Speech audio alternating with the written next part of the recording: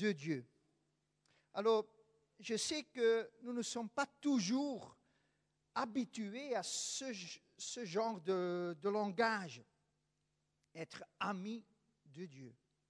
En tant que chrétien catholique, jusqu'à ma 20e année, jamais j'aurais utilisé ce langage. Dieu est le créateur de l'univers. Il est le tout-puissant, l'omniscient, l'omniprésent. Il est le saint qui habite dans les cieux. C'est le juge qui observe et vérifie que je ne fasse pas d'erreur. Bref, un Dieu qui est loin de nous et qui surtout n'est pas trop impliqué dans ma vie journalière. C'est ce que je pensais. Mais un jour, j'ai découvert que l'Éternel est aussi un Père, un Papa céleste. Et j'ai découvert que je peux le connaître, que je peux l'approcher avec beaucoup de respect, bien sûr, mais aussi comme un ami. D'ailleurs, dans notre hymne et louange, je pense aussi dans le DLG, on chante ce cantique, « Quel ami fidèle et tendre ». Donc j'ose utiliser ce langage, ami de Dieu. Et en plus, car le Seigneur lui-même, Jésus lui-même, n'a pas hésité de décrire notre relation avec lui dans ce sens. Laissez-moi juste citer quelques versets relevés dans la Bible. Et pour ceux et celles qui connaissent la Bible, c'est tout le monde ici, je pense, on va faire un petit quiz. Je vais tester votre connaissance biblique. Voilà. Écoutez-moi bien. L'Éternel parlait avec, face à face, comme un homme parle à son ami. Très bien. Mon ami, ce que tu es venu faire, fais-le. Judas, très bien. Qui était appelé ami de Dieu? Qui ça? Abraham, très bien. Vous connaissez toutes les réponses. Je vais me limiter à encore deux. Vous êtes mes amis si vous faites ce que je vous commande. Je vous ai appelé amis parce que je vous ai fait connaître tout ce que j'ai appris de mon Père. Les disciples et donc aussi vous et moi. Alors la question fondamentale qui nous préoccupe cette soirée, cette semaine, c'est comment puis-je devenir un ami, un vrai ami de Dieu? Et vous savez, la plupart des gens que je rencontre qui font un rejet par rapport à la foi, ils ne réagissent pas forcément contre la foi, mais surtout contre là où les religions. Pour eux, la religion, c'est l'image de la froideur, de la fermeture, du verrouillage, du formalisme, de la routine. Ils réagissent contre la tradition, les rituels, les doctrines parfois inutiles. La religion, pour ces personnes, est quelque chose de cognitif, cérébral, c'est de la raison. Et souvent, le christianisme a déçu les non-chrétiens à cause de, il faut le dire, à cause de son hypocrisie, de sa contradiction face à la pratique. Quand le hindou Mahatma Gandhi, on va voir son image sur l'écran, je pense. C'est le diapo 8, voilà. Quand le hindou Mahatma Gandhi vivait comme jeune avocat en Afrique du Sud, il voyait le comportement des chrétiens. Il avait un ami chrétien, il était encore tout jeune, mais il avait un ami chrétien qui un jour lui donnait un petit Nouveau Testament, King James, donc petite Bible, petit Nouveau Testament anglais. Et quand Gandhi, qui, vous le savez, est devenu le grand défenseur de la non-violence, quand ce Gandhi a été assassiné, fin janvier 1948, on a trouvé 2 objets sur lui. Est-ce que vous les connaissez, ces 2 objets?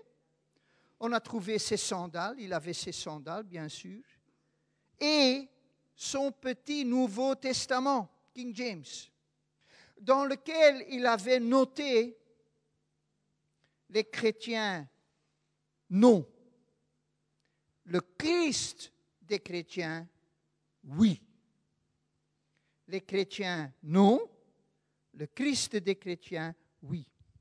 Ce grand héros qui a inspiré des millions de personnes et des leaders comme Martin Luther King, comme Nelson Mandela, etc., ce grand héros n'est jamais devenu un chrétien.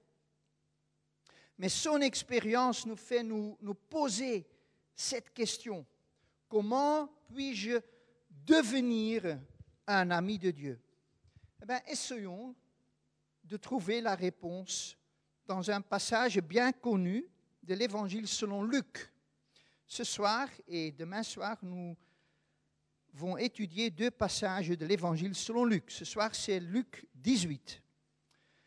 Alors, c'est une histoire que nous connaissons. En fait, ce n'est pas une histoire, c'est une parabole que Jésus a racontée, la parabole du pharisien et le collecteur d'impôts. Je lis les textes avec vous. Jésus dit encore cette parabole. Peut-être le texte est un peu trop petit, donc écoutez bien ou suivez dans vos Bibles. Jésus dit encore cette parabole à l'intention de certaines personnes qui étaient convaincues d'être justes et qui méprisaient les autres. Voici la parabole. 2 hommes montèrent au temple pour prier. L'un était un pharisien, l'autre un collecteur d'impôts. Le pharisien, debout, faisait cette prière en lui-même. « Ô Dieu, je te remercie de ce que je ne suis pas comme les autres hommes, qui sont voleurs, injustes, adultères, ou même comme ce collecteur d'impôts. Je jeûne 2 fois par semaine et je donne la dîme de tous mes revenus. » Le collecteur d'impôts, lui, se tenait à distance et n'osait même pas lever les yeux au ciel, mais il se frappait la poitrine en disant « Ô Dieu, aie pitié de moi qui suis un pécheur. » Je vous le dis, lorsque ce dernier descendit chez lui, il était considéré comme juste, mais pas le pharisien. En effet, toute personne qui s'élève sera abaissée, et celui qui s'abaisse sera élevé. C'est donc l'histoire de 2 personnes qui se rendent au temple afin de prier. Ce sont peut-être 2 chrétiens, on va actualiser un petit peu, 2 chrétiens qui vont au culte le samedi matin ou bien le dimanche. Mais en fait, ce sont 2 extrêmes, ce sont 2 opposés. Le premier, c'est un pharisien. Et quand moi, je ne sais pas comment vous réagissez à ce mot pharisien, mais quand moi j'entends ce mot pharisien, je pense à une personne qui se montre plus sainte que les autres. Quelqu'un de pieux, surtout là dehors, en public. Mais au temps de Jésus, c'était quand même un peu différent.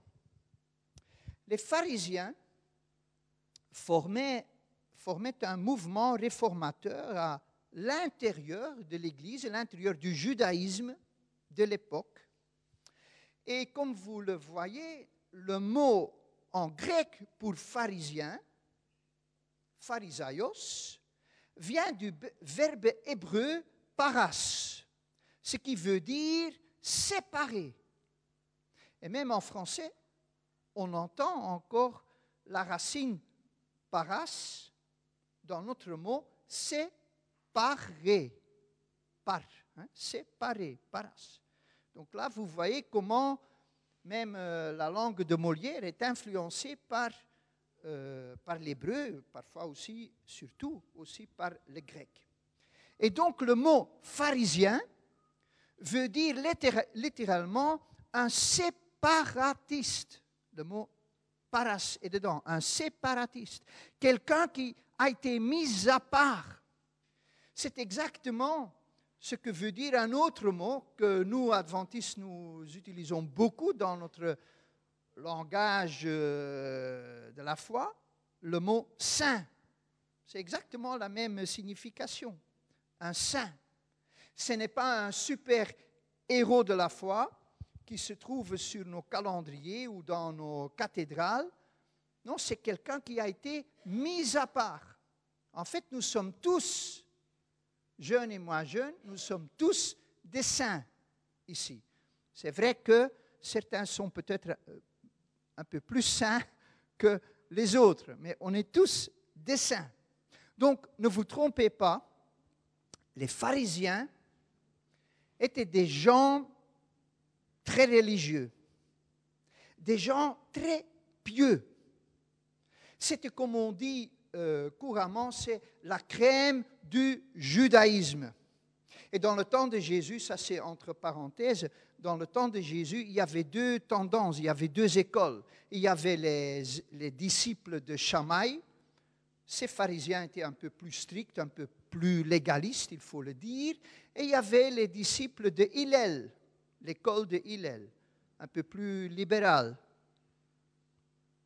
D'ailleurs, le petit-fils de Hillel, vous le connaissez, parce qu'il se trouve dans le Nouveau Testament, c'est Gamaliel. Gamaliel, le grand pharisien, était le petit-fils du grand-père Hillel. Voilà. Donc, l'origine de ces pharisiens se situe au IIe siècle avant Jésus-Christ. Et il faut savoir qu'à ce moment-là, le judaïsme était très fortement influencé par la culture grecque. De moins en moins de Juifs savaient encore lire leur Bible, leur Ancien Testament, la Torah, en hébreu. Et c'est d'ailleurs vers cette même période que la Septante, la traduction grecque de l'Ancien Testament, est née. Mais le plus inquiétant, et on peut voir peut-être quelques parallèles avec le christianisme aujourd'hui, le plus inquiétant, c'était vraiment l'influence de la pensée grecque. Cette influence, on peut la comparer avec la sécularisation, le postmodernisme, comme on dit, de notre temps. Donc vous voyez, il n'y a rien de nouveau sous le soleil. Le peuple juif, les quelques siècles avant Jésus-Christ et dans le temps de Jésus, le peuple juif n'était plus le peuple du livre comme autrefois.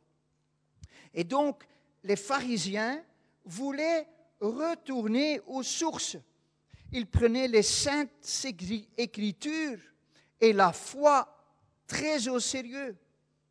Et c'est pour cette raison que même encore dans le temps de Jésus, le monde, les Juifs, la grande majorité de la population avait un grand respect pour ces pharisiens. Alors, le deuxième visiteur du temple que Jésus évoque dans cette histoire de Luc 18 est un collecteur d'impôts.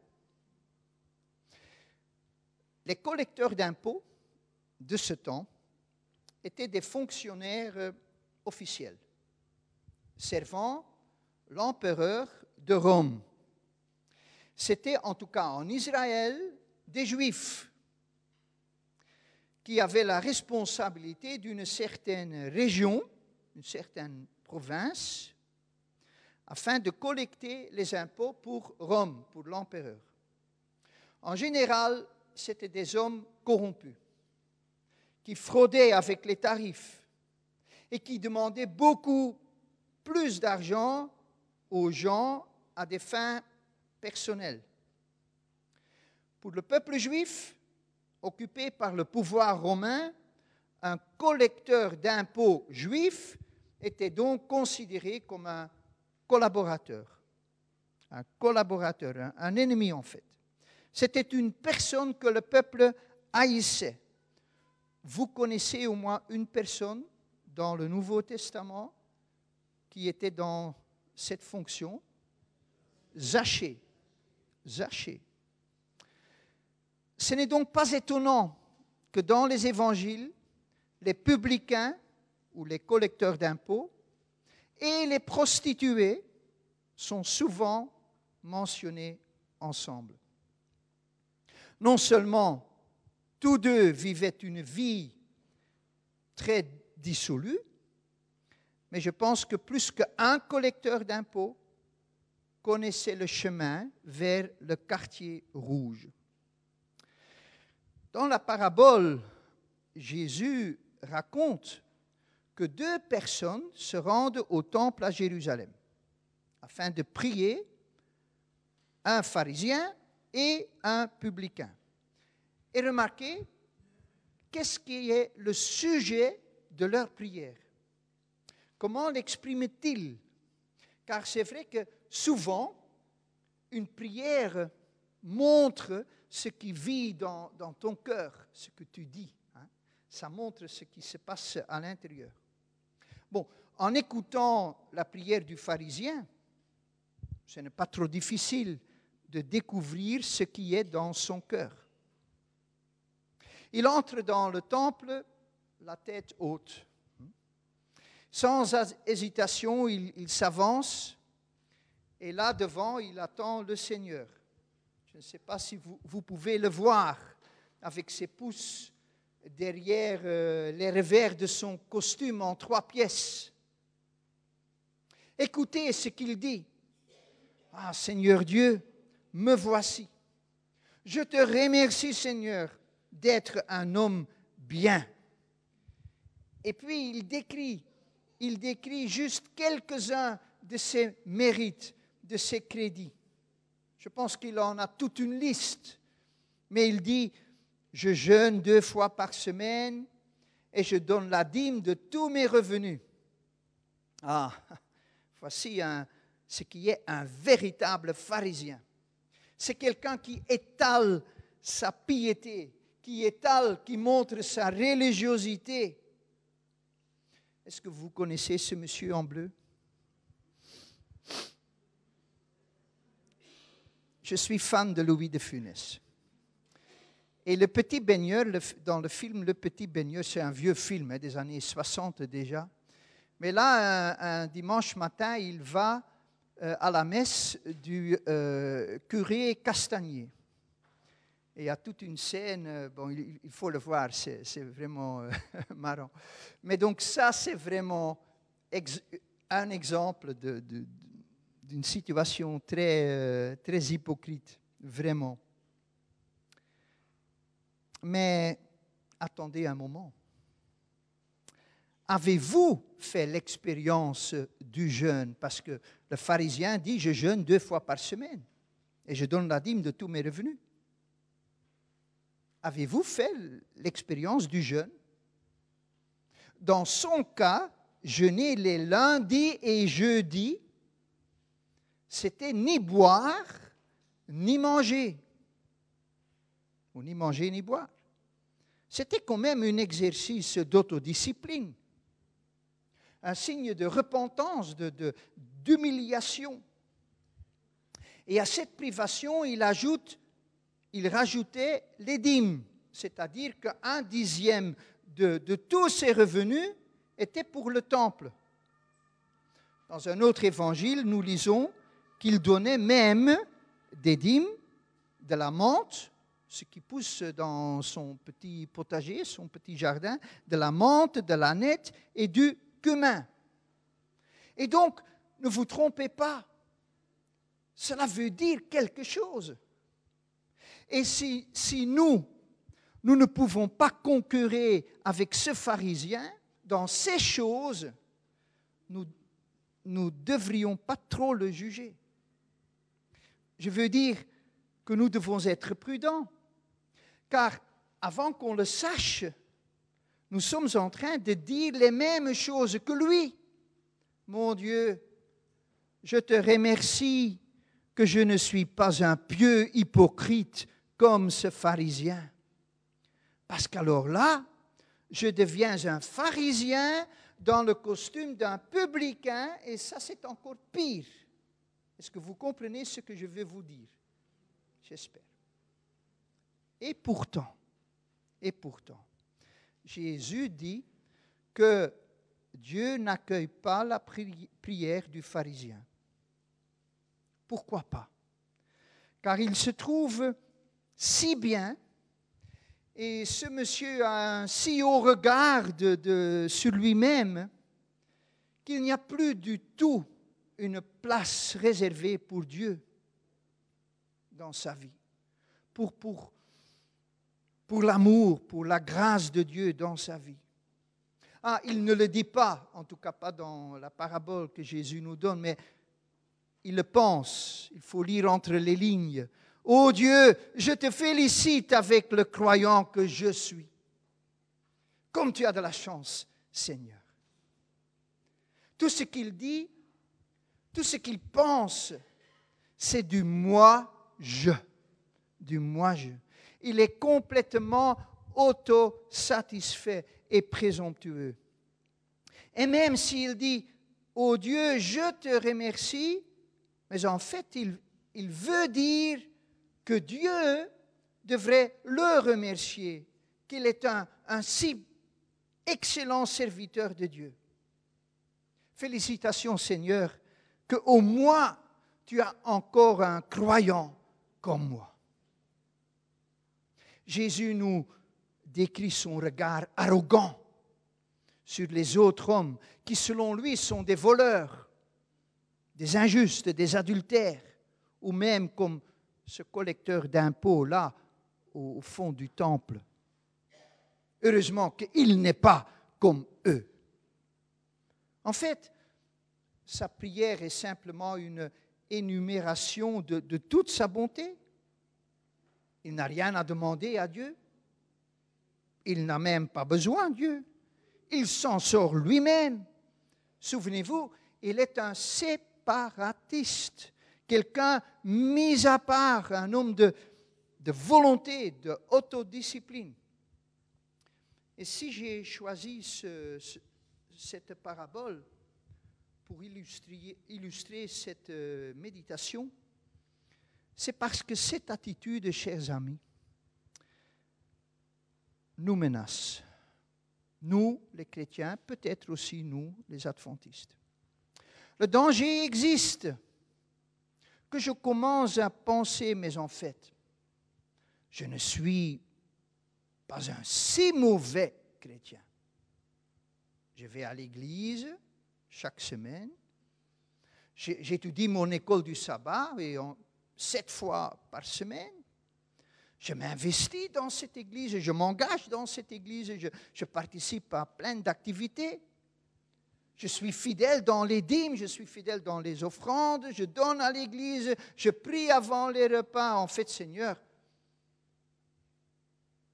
qu'est-ce que tu veux encore de plus? C'est pas si mal que ça quand même.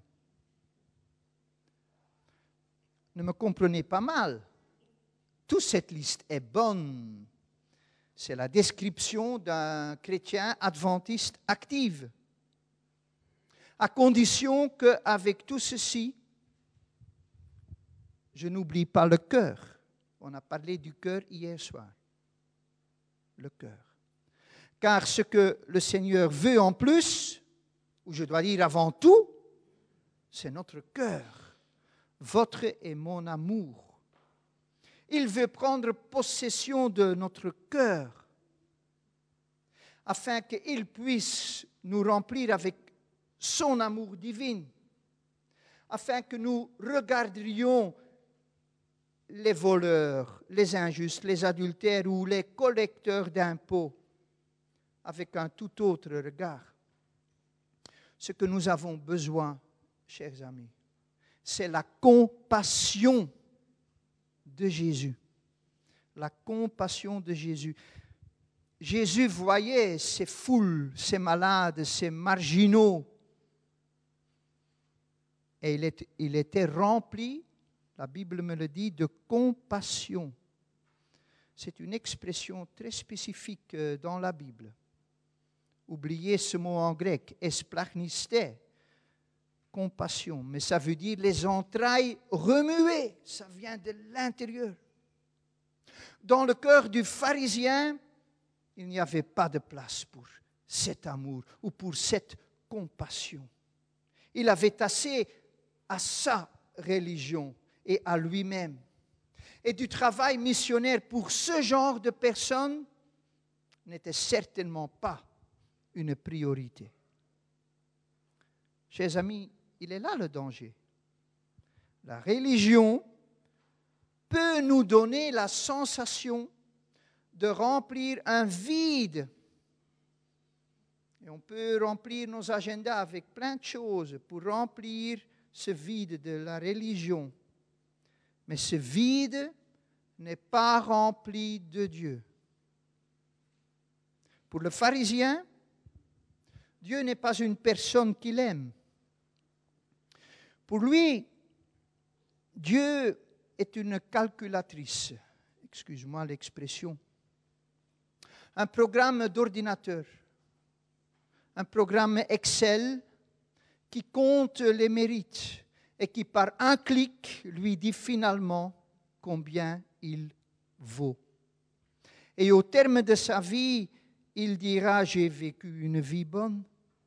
Je n'ai fait mal à personne. Je suis sauvé. » Il est sûr d'avoir sa place réservée au ciel. Mais qu'est-ce qu'elle dit la parole de Dieu? Raisonner ainsi, c'est une terrible erreur. La Bible appelle cela une auto-justification qui, pour Dieu, ne vaut pas grand-chose. Je vais le lire avec vous dans l'Ancien Testament. Ésaïe, le chapitre 64, le chapitre 64 et le verset 5. Ésaïe 64, le verset 5.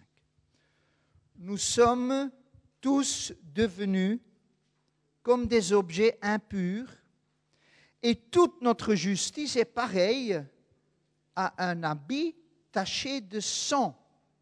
Alors j'ai découvert que notre traduction française est très discrète parce que le terme en hébreu, un habit taché de sang, réfère à un habit souillé par le sang des menstruations. Qu'est-ce que ça veut dire? Ça veut dire que tous nos actes justes, juste entre guillemets, ne valent rien. Déjà parce que souvent l'amour, souvent le cœur manque. Mais dans la lumière de qui est Dieu vraiment, un Dieu saint, un Dieu tout-puissant, il n'y a rien de notre propre justice qui reste. Autrement dit, ce genre de justice va à la poubelle. Et c'est pour cela que Jésus, dans sa parabole de Luc 18, il dit que Dieu n'accueille pas la prière du pharisien. Cette prière est classée verticalement. C'est comme un joli grand ballon. On pique dedans, et il est parti. Quelle différence avec le collecteur d'impôts. Quelle différence. Alors je ne veux pas dire qu'il faut s'identifier aux publicains. Il ne faut pas dire que le publicain menait une vie irréprochable. Nous connaissons la vie de cet homme. Seulement, quelque chose est arrivé dans la vie de cet homme. Quelque chose, on ne sait pas quoi. Jésus ne le dit pas. Mais autrement, il ne serait jamais venu au temple. Qu'est-ce qu'il cherchait au temple? Il ne visitait jamais ce lieu sacré, car il n'y avait pas sa place là-bas, en tant que pécheur et homme de mauvaise vie. Alors, pourquoi il est là? Il s'est peut-être regardé dans un miroir, par un concours de circonstances dans sa vie. Et un jour, il a osé regarder en face. La Bible ne le dit pas. Mais il a dû avoir comprendre que s'il continuait son style de vie et qu'un jour il devait apparaître devant le trône de Dieu afin de se justifier, il perdra tout. Sa vie terrestre, mais aussi sa vie éternelle. Et donc cet homme réalise qu'il a vécu pour lui-même, sans amour pour Dieu, sans amour pour les autres. Sa vie pourrait être résumée par ces deux petits mots, moi, je. C'est étrange. Ce même manque d'amour a aveuglé le pharisien et a ouvert les yeux du collecteur d'impôts. Le collecteur d'impôts a réalisé que malgré sa vie dissolue, Dieu s'occupait de lui. Il vivait sans Dieu, mais Dieu ne l'a jamais laissé tomber. Ce publicain a ouvert son cœur au Saint-Esprit. Et Dieu a agi dans sa vie. Il a reçu la grâce et la compassion de Jésus. Et voilà pourquoi il s'est rendu au temple. Oh, il n'ose pas se tenir devant. Jésus dit qu'il reste au fond du temple. Et il prie, ô Dieu, aie pitié de moi, qui suis un pécheur. J'ai gaspillé ma vie. J'ai fait du mal aux autres. J'ai fait du mal à tes enfants, Seigneur. S'il te plaît, Dieu, pardonne-moi. Permets-moi de repartir à zéro. Peux-tu m'accueillir comme ton ami, ô Dieu, et aie pitié de moi, qui suis un pécheur. Et Jésus dit au verset 14 que ce collecteur d'impôts descendait chez lui et qu'il était considéré comme juste, mais pas le pharisien. Alors je sais que ce terme justifié, c'est un terme difficile. C'est un terme juridique qui signifie acquitter. Dieu lui a complètement pardonné. Mais plus que ça, quand nous lisons « il est justifié », ça signifie que Dieu l'a accepté, et ça vaut pour vous et ça vaut pour moi ce soir, que Dieu l'a accepté comme s'il avait toujours fait du bien, qu'il n'avait jamais péché. Et là, au fond du temple, il se sent accepté. Il se sent accueilli dans les bras du Père. Ah, voilà qui est notre Père céleste. On chante Abba Père, mais c'est un Abba Père, un Papa céleste. Et ici, nous touchons le point, ce que j'ai voulu vous partager ce soir. Religion ou relation. Elle est ici la grande différence entre le pharisien et le publicain. Le pharisien pratiquait la religion, je dois dire sa religion. Le publicain se situait dans la relation, une relation d'amitié, une relation d'amour, avec un Dieu qui est plus, beaucoup plus que seulement un Dieu tout-puissant, mais qui devient un Père, un Papa céleste. Parfois, il y a des gens qui me disent, moi j'ai eu un père, mais je n'ai jamais eu un papa. Ça arrive que nous, les pasteurs, nous entendons ça.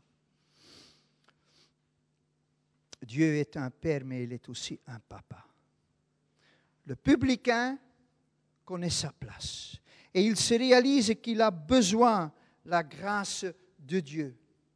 Être chrétien, chers amis, ou devenir chrétien, ce n'est pas une question, et j'ai mal compris ça il y a 40 années, quand j'ai fait ma transition chrétien catholique et chrétien adventiste. Je l'avais mal compris au début. Pour moi, c'était une question de ne plus faire certaines choses et de commencer à faire autre chose. Si notre christianisme, si notre adventisme n'est basé sur faire et ne plus faire, les do's and don'ts, comme on dit en anglais, alors nous parlons de religion, ce qui insupporte Dieu et notre contemporain. Si notre christianisme est basé sur un entretien quotidien et personnel avec Dieu, si nous nous laissons guider par lui pour qu'il remplisse notre cœur d'amour pour les autres, alors il s'agit de relations. Et dans ce dernier cas, notre foi est descendue de notre tête vers notre cœur, vers nos mains et nos pieds, dans cet ordre. Parce qu'un vrai disciple de Jésus obéit Jésus. Non pas parce qu'il doit, non pas parce qu'il a peur d'un Dieu sévère, mais par amour, par pure amitié et gratitude pour tout ce que Jésus-Christ a fait pour lui. D'ailleurs, Jésus le disait à ses disciples, un peu avant sa mort, c'est dans le testament spirituel de Jésus, quelques heures avant sa crucifixion, il dit à ses disciples, « Si vous m'aimez, gardez mes commandements. » Jean 14, le verset 15. Jésus n'a pas dit, « Si vous m'aimez, vous gardez mes commandements. » Ah non, il a dit, « Si vous m'aimez, gardez mes commandements. » L'un est simplement une conséquence logique de l'autre. Mais même ça, chers amis, n'est pas une mérite de notre part. Jésus, par son Saint-Esprit, vit dans notre cœur. Et le résultat de sa présence dans notre vie est que les fruits de sa vie en nous vont être manifestes. On n'a pas de mérite pour ça. Le plus important aspect de ce fruit, vous la connaissez, c'est l'amour. L'amour pour Dieu, l'amour pour notre prochain. Une relation verticale et une relation horizontale, ce qui fait la croix. Ce qui fait la croix. Puis je conclure avec une illustration. Il y a une petite église, ce n'est pas une église adventiste, mais une petite église quelque part en Normandie, qui était détruite par les bombardements aériens de la Deuxième Guerre mondiale. Et après la guerre, les habitants du village ont voulu reconstruire leur petite église. Et dans les pierres, dans les ruines, ils ont trouvé le crucifix. Ils étaient tout heureux de l'avoir trouvé.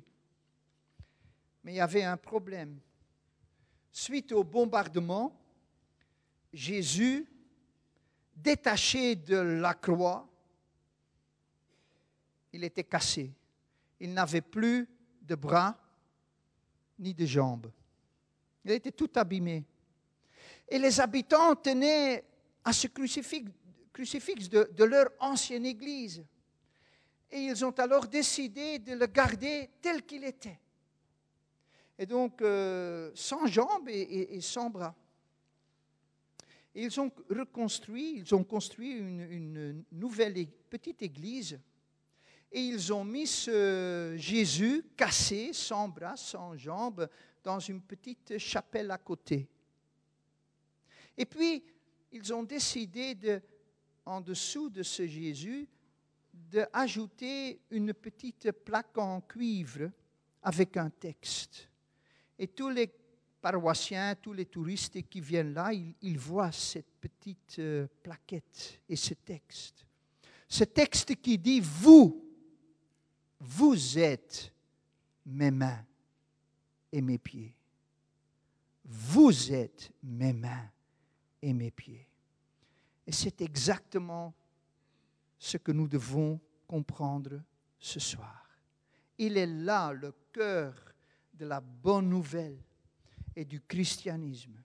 C'est exactement ça ce que Mahatma Gandhi et de nombreuses autres personnes ont compris de l'Évangile.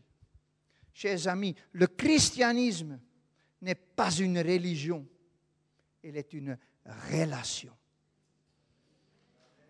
Demain soir, nous allons étudier un autre passage de Luc, sous le titre ou sous le thème « Perdu et trouvé ».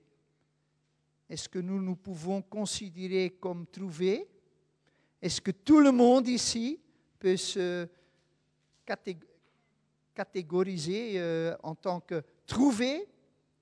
On va le voir demain. Que Dieu vous bénisse.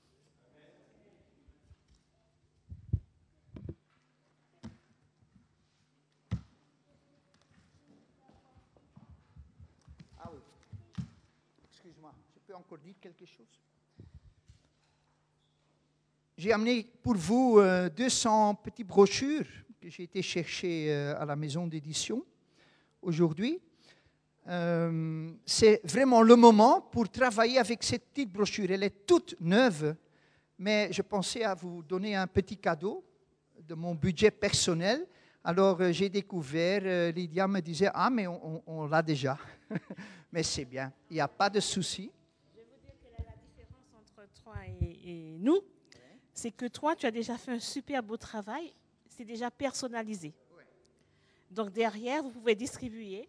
Il y a déjà les adresses IEBC ou le joindre. Les nôtres, nous sommes obligés de mettre un tampon. Donc voilà la petite différence, mais on va utiliser les deux. Ah ben oui, voilà. Merci. Alors, quel est le but? Vous allez le voir tout à l'heure ou dans la semaine quand on va distribuer cette petite brochure. Donc, le titre est, le contenu est Noël, une bonne nouvelle pour vous.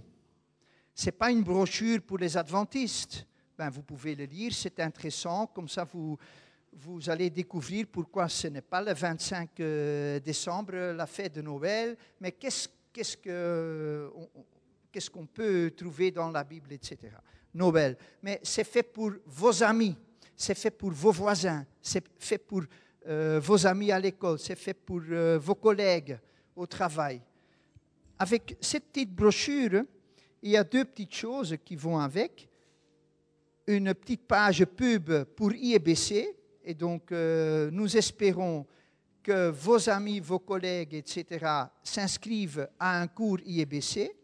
Mais vous allez voir qu'il y a aussi une jolie petite carte dedans pour s'inscrire à autre brochure. En fait, pour le moment, il y a 3 brochures prêtes. Autre brochure est faite sur Pâques. Encore une 3e brochure est faite sur la Bible. Mais autres brochures sont en train de se faire. Et donc, dans quelques semaines, quelques mois peut-être maximum, on aura une dizaine de ces brochures. Et donc, nous espérons vraiment que vous travaillez avec. Voilà, c'est tout ce que j'ai à dire. Mais j'espère que vous l'utilisez. Lisez-le vous-même. Et puis, donnez cette petite brochure avec la carte à un ami, un voisin, collègue. Si vous n'osez pas faire ça, vous le laissez dans le métro traîner. Et voilà, c'est ce que je fais souvent avec les Luc Magazine ou Marc Magazine ou Signe des Temps ou n'importe. Je le laisse traîner. Il y a toujours quelqu'un qui dit « Ah, c'est quoi ?» Parce que les gens sont curieux. Il faut profiter de ça. OK, merci beaucoup.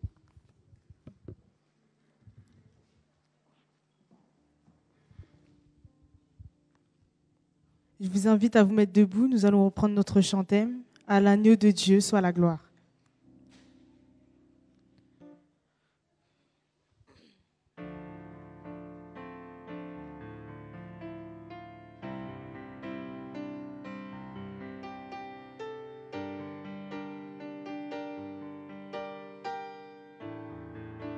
Ensemble. À l'agneau de Dieu soit la gloire. À l'agneau de Dieu la victoire. À l'agneau de Dieu soit le règne pour tous les siècles. Amen. À l'agneau de Dieu. À l'agneau de Dieu soit la gloire. À l'agneau de Dieu la victoire. À l'agneau de Dieu soit le règne pour tous les siècles. Amen.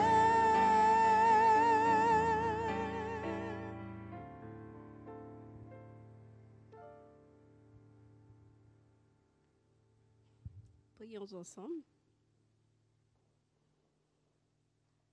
Notre bon Père céleste, notre Papa adoré, nous voulons cet instant te remercier de ce que tu nous as parlé en ce soir par ton serviteur. Mais nous voulons, Seigneur, te demander de nous permettre de vivre vraiment ces paroles que nous avons entendues. Que nous soyons vraiment, Seigneur, ton ami. Que nous soyons vraiment, Seigneur, tes mains.